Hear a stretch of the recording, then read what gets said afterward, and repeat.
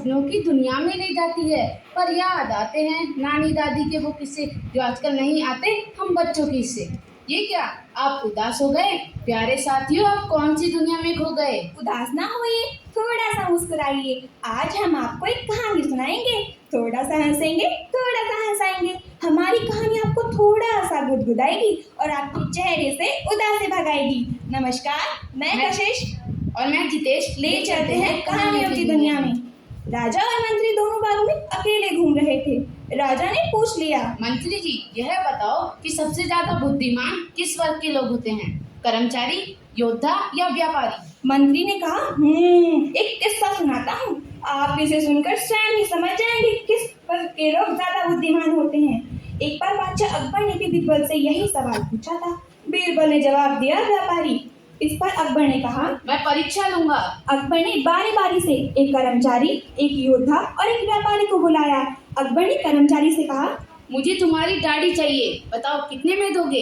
कर्मचारी ने देखा वहाँ अपने औजारों के साथ एक नाई बैठा है। वह तत्परता से नाई के पास गया और बोला, जल्दी से मेरी दाढ़ी काटकर बादशाह सलामत के कदमों में रख दो। बादशाह ने कहा, नहीं, पहले हमें तुम्हारी दाढ़ी की कीमत बताओ। हुजूर, आपसे कीमत लूंगा? आपसे? फिर भी आप कह रहे हैं तो ठीक है, 2 पैसे दे देना। 2 पैसों में क्या खरीदोगे? उन 2 पैसों से मैं कुछ नहीं खरीदूंगा। उन्हें तो मैं अपने घर में रखकर रोजाना उनकी पूजा करूंगा। अकबर ने 2 पैसे दे दिए। अब एक योद्धा को बुलाया और उससे उसकी दाढ़ी की मांग की। योद्धा ने कहा, हुजूर, मैं आपका, मेरी दाढ़ी आपकी, मैं आपसे कीमत कैसे ले सकता हूँ? फिर भी आप चाहे तो मुझे तलवार दे देना और युद्ध करने का मौका भी। मुझे तो मारना और मरना ही पसंद है। अब एक व्यापारी को बुलाया, उससे उसकी दाढ़ी की कीमत पूछी तो व्यापारी ने कहा, बहुत कीमती है श्रीमान, ये है, इसे मैं किसी खास मौके पर ही कटवाता हूँ। वह समय ऐसा होता है कि उस समय मुझे अपने रिश्तेदारों और परिचितों को दावत भी देनी पड़ती है। उस पर हजारों रुपए का खर्चा होता है। अगर अब भी यह दाढ़ी मुझे आपको देनी पड़ी तो दावत देनी होगी। मैं दाढ़ी की कोई कीमत नहीं लूंगा, बस आप दावत के नाम के 10,000 रुपए दे देना। अकबर ने 10,000 रुपए दे दिए। बीरबल अकबर के कान में फुसफुसाया, देखो हुजूर, व्यापारी की अक्लमंदी, बैठे बैठे 10,000 रुपए कमा लिए। दाढ़ी तो कुछ दिन बाद फिर वैसी ही हो जाएगी। बीरबल बोला, यह अक्लमंदी नहीं, लालच है, लालच। हुजूर देखो, आगे आगे होता है क्या। अब अकबर बीरबल के सामने ही नाई उस व्यापारी की दाढ़ी काटने लगा। जैसे ही नाई उस व्यापारी की अपनी दाढ़ी हाथ में पकड़ी, व्यापारी ने नाई की गाल पर थप्पड़ लगाते हुए कहा, मूर्ख, हिंदुस्तान के शहंशाह की दाढ़ी को ऐसे काटते हैं? तमीज से पकड़ो इस शाही दाढ़ी को। इतना सुनते ही अकबर को गुस्सा आ गया। मैंने इसे खरीद लिया तो यह शाही दाढ़ी हो गई। अकबर ने गुस्से में कहा, बदतमीज व्यापारी, भागो यहाँ से वरना कैद में डाल दूंगा। व्यापारी ने हाथ जोड़े और भाग लिया। जैसे ही अकबर का गुस्सा शांत हुआ तो बीरबल बोला, देखा हुजूर, व्यापारी की अक्लमंदी, 10,000 रुपए भी ले गया और दाढ़ी भी। अब राजा ने यह कहानी सुनी और बोला, मैं भी परीक्षा लूंगा। कल एक कर्मचारी, एक योद्धा और एक व्यापारी को बुलाया जाए। वही हुआ, कर्मचारी योद्धा ने बहुत कम पैसों में अपनी दाढ़ी बेच दी।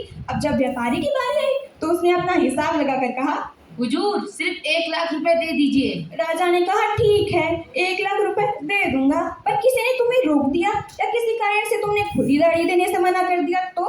नहीं हुजूर, नहीं, ऐसा नहीं होगा। यदि मैंने आपको मेरी दाढ़ी नहीं दी तो 2 लाख रुपए वापस करूंगा। अब एक नाई को बुलाया गया। नाई जैसे ही उस व्यापारी की दाढ़ी काटने लगा, व्यापारी ने वही चाल चली। नाई के गाल पर थप्पड़ लगाते हुए कहा, मूर्ख, तुम्हें पता भी है यह दाढ़ी राजा साहब की है, इसे कैसे काटना है? इसे काटने से पहले दाढ़ी वाली इज्जत दो। थप्पड़ खाकर नाई घबरा गया। अब इस घबराहट में वह एक गलती कर बैठा।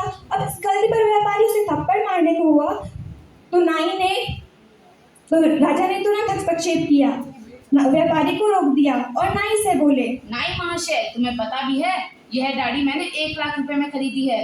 तुम्हें यह कैसे काटनी है ये तुम्हें मुझसे पूछना चाहिए। सुनो, तुम इसे कैसे उस तरह से नहीं, तुम इसे एक एक कर या 2-4 बार अपने हाथों से उखाड़ोगे। व्यापारी, तुम इस बारे में नाई से कुछ नहीं कहोगे। दाढ़ी मेरी है, इसके बारे में आदेश भी मेरा होगा। नाई ने पहले 2-2 फिर 3-4 बार अपने हाथों से खाड़े तो व्यापारी मारे दर्द के बिलबिला उठा। राजा बोले, नाई महाशय, यह तुम क्या कर रहे हो? देख नहीं रहे हो व्यापारी को पीड़ा हो रही है। एक साथ कम से कम 10 बाल उखाड़ो। एक साथ 10 बाल उखाड़े तो व्यापारी मारे दर्द के चिल्लाने लगा, नहीं हुजूर, नहीं, मुझे माफ कर दो। मेरी यह दाढ़ी आपको नहीं दे रहा। दाढ़ी न देने पर तुम्हें याद तो है ना? हाँ हाँ हुजूर, मैं 2 लाख रुपए दूंगा।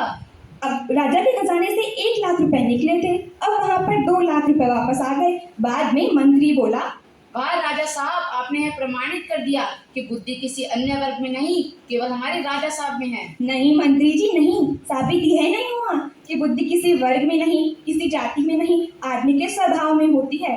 इस मामले में मेरी बुद्धि इसलिए जीती क्योंकि मैं आखिर तक शांत रहा, बिल्कुल भी गुस्सा नहीं हुआ, जबकि अकबर ने व्यापारी को भगाकर खुद का ही नुकसान किया। अतः बुद्धि सबके पास होती है, पर दिखाई उसी को देती है जो शांत रहकर उसका इस्तेमाल करता है। धन्यवाद।